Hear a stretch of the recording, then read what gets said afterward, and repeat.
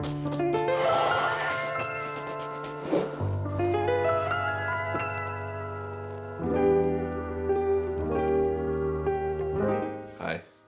how's it going?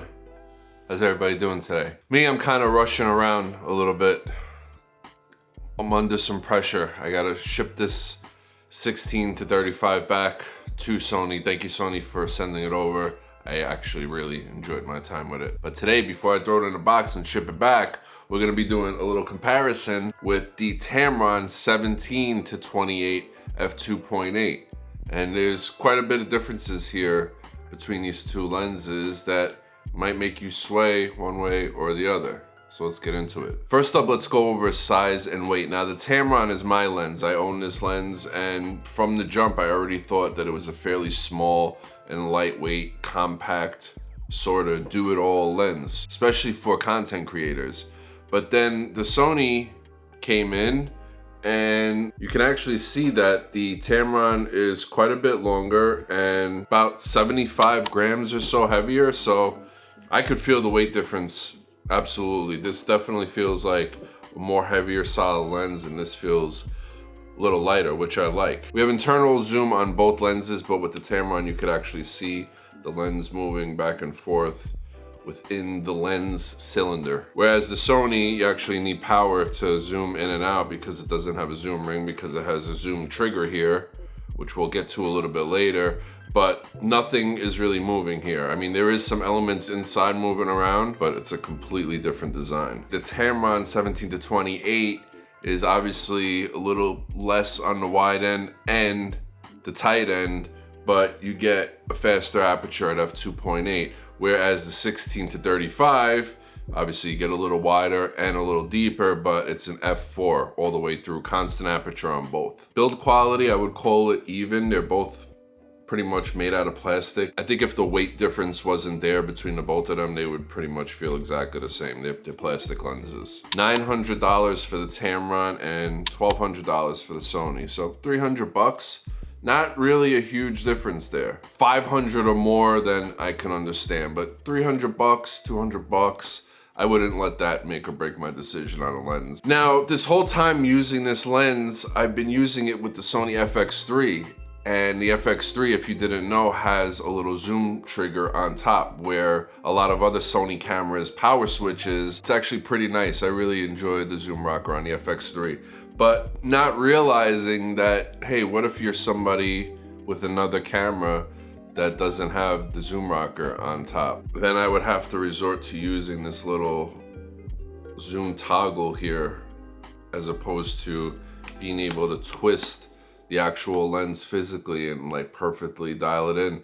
And then I'm like, maybe I wouldn't like this power zoom option so much if I didn't have the FX3. The FX3, it's right up top. I just trigger back and forth. I could even do it with clear image zoom on this non-zoom lens here. This is a 24mm prime lens, but I have clear image zoom set to the zoom rocker on the FX3, so I could pretty much zoom in at least 1.5 times with any lens. You get an aperture ring on the Sony. You can click it or declick it. You don't get that with the Tamron. Really no buttons, no switches, no AF, MF switch on the side.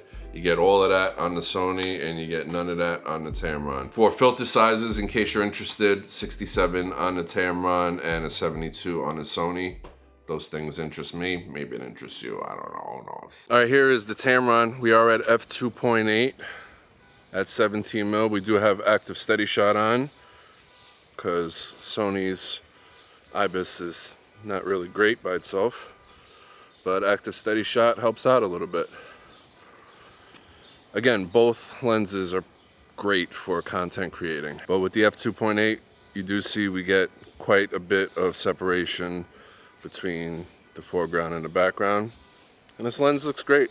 I'm a fan. Now here's the Sony at 16, a little bit wider, a little bit less blurrier in the background.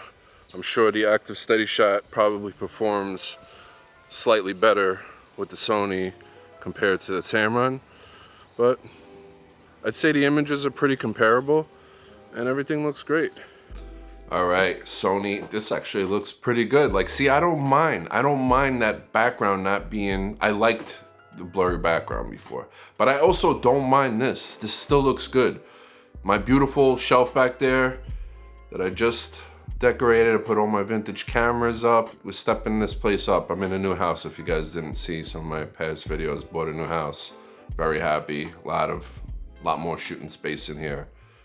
Whatever. This looks good. Now here's the benefit I was telling you guys about before with the FX3. I could just reach up, grab the toggle on the FX3 and punch in. And as you could hear, you don't hear nothing. It's wonderful. And we could also add clear image zoom on top of that and punch in even more. And now we're at about a 50. And if you pull the rocker all the way in quick, all the way to the end, it zooms in faster. And you can go slower.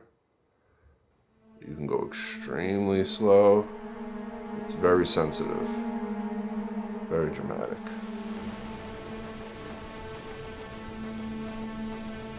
Now before I switch over to the Tamron, just so I don't have to switch back and forth multiple times, the Tamron is a 17 to 28. So let's look at the comparison. This is 16 on the wide end for the Sony. Let's get in here to, that's 17.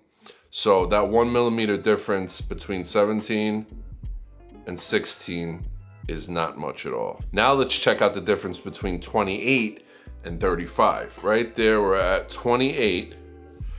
So this is 28, and then the difference between 28 and 35. Now let's toss on the Tamron. All right, now we're on the Tamron here at f2.8, and we're at 17. Image looks great. I was also able to drop my ISO down a couple of stops, so, you know, it does make the difference. Faster lenses do make the difference. As far as what I would recommend, I'm having a hard time here. Because I'll be honest, the Sony, it's fun. The Sony lens is fun to use. It's a fun lens to use. But again, I go back to, if I didn't have the FX3, would it be fun? And I think my answer would be no. And in that case, I would have to say, just go with the Tamron. You're getting a faster lens at 2.8, better in low light. You have the traditional zoom ring on there, so you don't need power, or you don't have to set up some kind of custom switches, or you don't have to locate that little switch with your thumb. You don't have to deal with any of that. It's just in, out, old school. And if it ain't broke, you know, don't break it. I really wish I could help more. I'm really sorry. I just don't, it's a hard decision. It's a tough decision. So basically I could just lay it out and you could play it out. You can make the choice for yourself. Thank you guys for watching. Links to everything in the description below. Make sure you hit that sub button, thumbs up, all that good stuff. I will see you guys next time. Yeah!